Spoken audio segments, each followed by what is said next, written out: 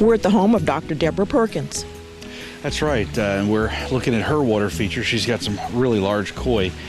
She told us that she lost a lot of her koi to herons. Herons were coming into the pond and swiping them out, but luckily she had a friend nearby who had some extras and was able to get them to her pond here and refill it. But that's why she's had to put wire up around the sides of her pond to keep the herons out. They tend not to like to land in the water. They like to land on the bank and walk in. So as long as she's left the fence up, they won't walk over the fence. So it keeps the fish safe, and a wonderful, wonderful fountain. We've seen different waterfalls today, but that's probably the nicest fountain that's on the tour this year by far. About a 8-9 foot fountain that adds a really nice formal touch to the end of this mostly shade garden. So this involves several water plants, but the edges and around this whole property is focused on shade. We've got a lot of large mature trees overhead that cast that shade constantly, and as a result, this garden is designed around shade-loving plants. And we had a shade-loving garden last year as well, and it's kind of the same idea here. The plants in general don't have as much colorful flowering, so what instead you have to do is mix up different textures and colors of foliage to bring out the properties of the garden. I noticed too we have several levels here to this water feature. Yeah, well, we have a nice long sort of a bubbling brook in this case. Yes. So we have the waterfall coming off the top, and it does kind of brook down like you think of like a mountain stream before it comes into the main pool, and it looks like the fish are probably hand-fed because they've come down to visit us here. They're pretty big too. Those are some big fish. Yeah, they don't probably get that big without having a little extra handout here and there. But again, it is quiet and calm, tranquil. Yeah, now this is a larger property, so they're not as concerned about closing out or shutting off traffic. For them, this is just the enjoyment of the feature and creating sort of a woodland spot to relax. Of course, it's kind of a woodland already, so they've just carved the garden out of what was already here. And it looks like it's been here forever. Yeah, that's true. It does has a permanence to it. The moss on the rocks and the ferns growing off the rock, that could have been there 100 years or 1,000 years or 10. No, you can't tell. It's been there. Well, we're at the front of the house here, and look at all this curb appeal. Yeah, this is probably the best curb appeal of the tour this year. They've got a couple different layers, and those layers of plants tend to get a little taller as you go toward the house. And then even as you reach the house, there's topiary and potted plants on the porch. There's vines coming up the brick that are very structured and sort of placed there, not just a random like woody vine going up the house.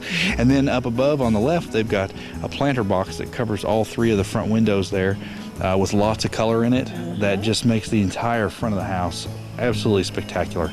I'd be very proud of my house if my house looked this good.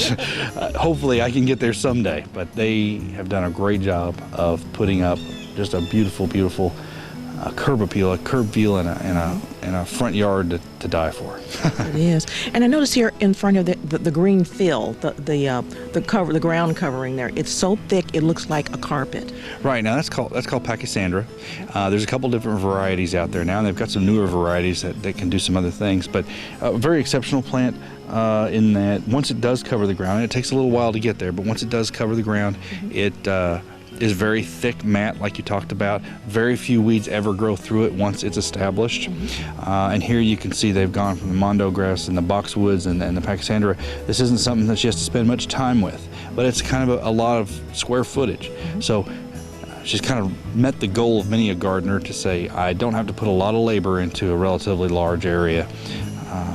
And it makes a spectacular visual result when you're done as well. It looks great. It's a nice formal planting in front of a beautiful home. Yes. And also I like the color down on the end. They added that in there just to give you a pop of color there. Just at the end, and it's what we talked about. Most of the garden is a shade garden, but they did have an opportunity over there where there's a little more sun throughout the day, just to spot it up and to put in a combination of annuals and perennials to fill it in and add color where they could. Because even if you love your shade garden, if you're a gardener at heart, you still want to see some flowers here and there. Yes. Well, you know, there's a little more shade here, but they've added some different plants. Yeah, no, this is one of those shady spots we were talking about where they've kind of mixed a few evergreens and some ferns in. They've got some irises and some woodland poppies. And then behind us, they have the fancy topiary. You can see they've cut it into an interesting kind of spiral shape. And then they've done a topiary in miniature out of boxwood where they've got the little bit of a hedgerow, and then they have a pyramid that makes it look like almost like it's a fence or that there's a tree growing out of it. And really that's just several small boxwoods grown side by side and then trimmed into those shapes over time. Yeah, but this is a nice example of different mixed shade plants to create an environment where not a lot of flowers per se, but a lot of texture and different leaf types to set off the shade area. Now tell us a little bit about those impatiens up there. Yeah, those are, I don't know the exact variety, but it's a newer variety that's out that just kind of fills up in there, fills up a pot, and obviously she's used it to great effect to create a focal point on top of those columns. So as you're looking out through and into the woods, they kind of wake you up and say hello. Yes, they do. They kind of pop that color so bright. Pop is the right word on that one. Absolutely, absolutely. And we're glad they were on the tour. Yeah. And again, it's quiet, it's calm. Yeah. You know, it's really nice and peaceful back here. There's a place to sit. Yeah, they've got a little bench, and I think this is more of a decorative bench, but you know, it still is another place that sort of invites you. And I guess when we talked about rooms, this is a room of their garden. It's not divided the way we saw the other one because this is mostly a continuation of one shade garden throughout the property, but still, if there's something you can do for yourself in your own garden to make it more inviting, it's just put in a bench, put in a seat, put it somewhere where it says to people, come on in and enjoy the work we put in. Hi, this is Yvonne for the Bardstown Garden Show 2014, and I'm still here with Bill. And we've seen a lot of good things today, and we're back at the marketplace. We sure are. The marketplace has more vendors than ever before. We keep adding them each year, and then we keep adding attendance each year. So it's growing for everybody. We're glad to do it. We use the proceeds to benefit our group and to provide scholarships every year, and we've been able to provide 2 to 4 scholarships a year for the last several years in a row. So it's growing, it's doing really well, and I'm really glad you guys have come out here and helped us spread that successful message around.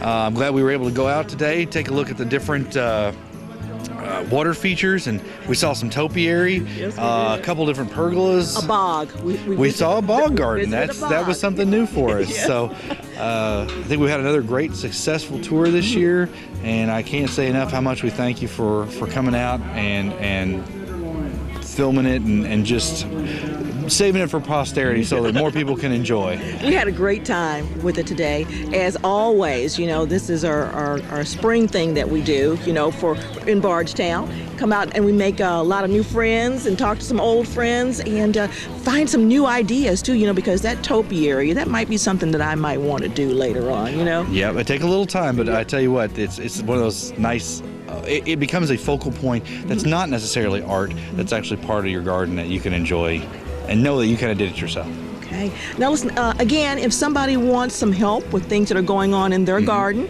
how can they contact some help here at the Extension office? They would call the Extension office at 348-9204, and that's for Nelson County. And you can check online, or you could probably call the number and they could let you know what the number is for the local agents in your county. But not all the counties have master gardeners, but if the extension agent can't help you themselves, then they're going to know who to refer you to get the help you're looking for. Okay. And you were telling us earlier that there's quite a few of you master gardeners around. Well, we're a growing organization. We've grown, I don't know, 20% a year maybe for the last 5 years in a row. So from the time that I joined just 6 years ago or so, it's really grown up. We've got a solid core group that participates in every meeting and can pull off an event this large. You know, when you're getting up to something that fills the entire parking lot and moves around the county and has this many different gardens every year, I think it's a sort of a tribute to our success. Yes, it is. Well, listen, thank you again for inviting us. We always enjoy coming down for the garden show, and this has been the Bardstown Garden Show for 2014. All right, hope to see you next year, Yvonne. All right. Bye-bye.